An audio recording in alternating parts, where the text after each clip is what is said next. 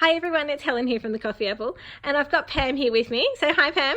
Hi. Now, Pam is also, well, to the side is Elliot, and he's hiding. Hello. So it's important to get to know all of our suppliers as much as we possibly can. And Pam has brought in a new product today to show us, and this one is called Pocket Money. Now, Pam, your background, you obviously love a bit of maths because, as we can see down here on the game board, we have got some Australian money going on. How did you come up with this idea? Well, I came up with the idea of pocket money after I was watching young children in supermarkets, and I found out that a lot of them were really just watching their parents use a credit card Yes. to pay at the checkout, And a lot of often times always collecting money as well. And I thought, given that I love producing maths products, it seemed Yes. a perfect opportunity to create a product to overcome this misconception that young children have that the money just appears out of the wall, exactly just appears out of the wall, or mummy, just use your phone for it, exactly or your watch, because the watch is also very handy when we're paying for goods as well. exactly all of those reasons made me sort of think there was really a need for a product that allowed children To deal with some small change. exactly recognize the value of the different coins that are underpinning or behind the credit cards and Yep. the phones that are making the transactions. And whereabouts, so we've got to look at a bit of schooling as well. Whereabouts in the curriculum, what sort of years are we going to start looking at when we're talking about giving and receiving a change and understanding about money? We're probably not tackling it quite at prep level, but we might start to looking at around about... I think about the year one, they could start looking at that, even if I think you'll find that in schools, they start looking at recognising the different features that are on our coins Yep, and notes. definitely. So that becomes, and there's different ways they can do that, but of course having play money, Yes. especially play money like this, which is quite realistic, Yes. allows them to be able to identify what are the features on And the like- different coins. We would all love to be able to bring out our shrapnel and let the kids play with all the dollar coins and the $50 notes and the $10 notes and the $5 notes.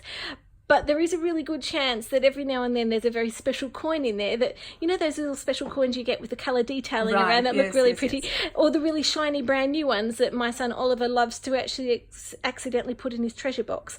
So these ones may get round a few little missing currency factors, but also help them out in the long term as well.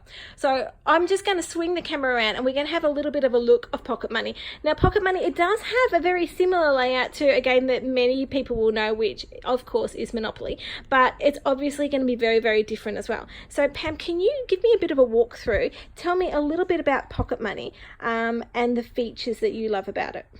Well, the thing that we tried to incorporate when we developed this game is one that children have to learn that you just don't get money, it doesn't fall out of a tree, that you actually have to earn money. So we've built in quite a lot of tasks that children can do to make money. Okay. For example, I'm just trying to look here.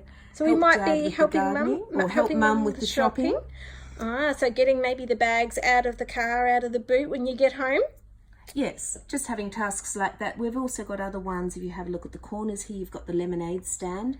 So that's one where they have the opportunity to be creative Yes. and make some money. I think there's also a garage sale one, if we come over to this one here. Oh, yes. I did spot that. My son, he has done the lemonade stand with much much enjoyment. And just a little bit of mess and a few cardboard boxes, but always fun.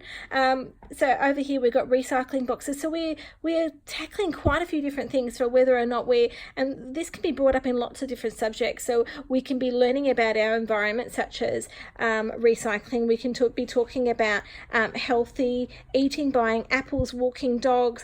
We can also bring in a bit of the mystery and the pretend play that children do, and also children love the idea of being able to sell their toys that they no longer want and actually get something potentially down the track for something that they do want.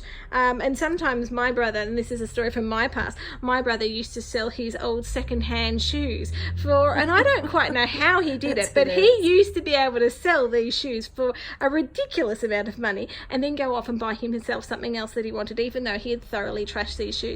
So he should be in sales. But yeah, everything.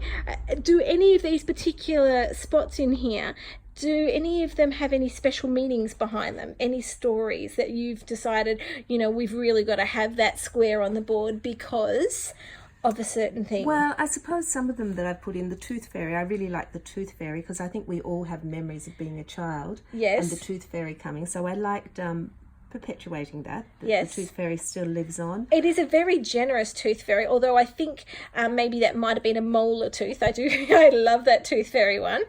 The other ones I tried to incorporate into it too was that you contribute to charities, and so I really like this one where you donate to the World Nature Fund. That is I think beautiful. it's good that children recognise too that you don't earn money and spend it on yourself. It doesn't just appear. It has to be shared. Elliot, do you have a favourite square?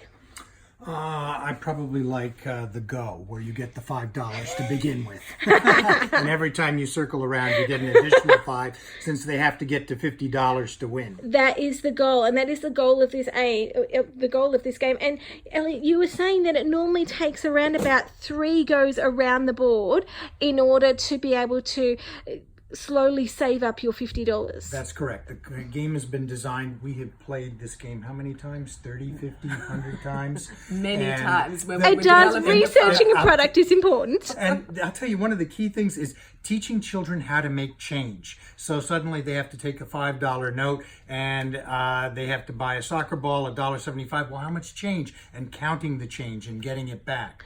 And Pam and I have done that how many times? How many times? A little bit. We've done a lot. And it could be that, to start off with, that mum is the banker and mum is helping with the change. But as the children get hang of it, then the banker suddenly becomes the child. They have to be the one giving the change out. And that is the next level. So once the kids have mastered being able to do all these awesome squares, like buying the movie ticket and they're doing all the garage sales and they're getting all this money, to make it that next little bit harder, change the roles over.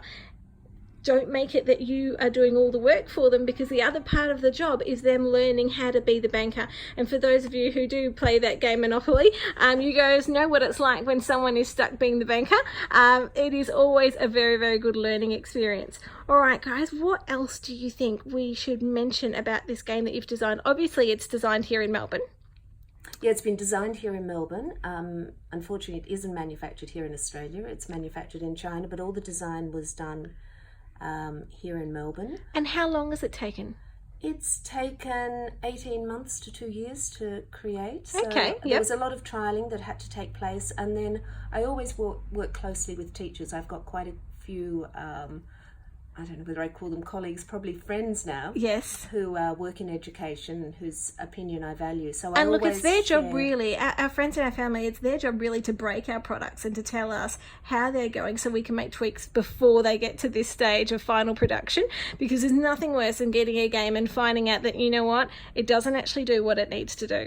Exactly. And so that's a lot of the trialling goes on at that stage. And of course, then once it's been completed, they're the first ones to get the product and have got it play. Great feedback from them too, which has been really exciting.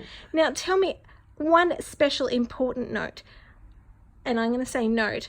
What about these notes? I know a lot of parents are currently looking at them going, these look fantastic, but my little child is, look, they're going to eat them, they're going to rip them, they're going to kill them.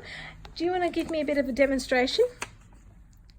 So these are like the notes that are in our wallets. Not exactly the same, obviously. They don't tear. They don't tear. So these ones, just to give you a heads up, these ones are nice and strong. They're very durable. And look, it is plastic money.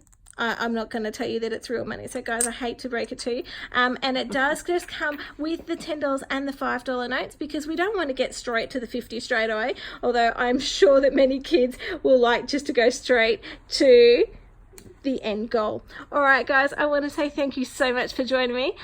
This is Pam and Elliot, and this is their game Pocket Money, and we hope you guys are going to love them as much as we do.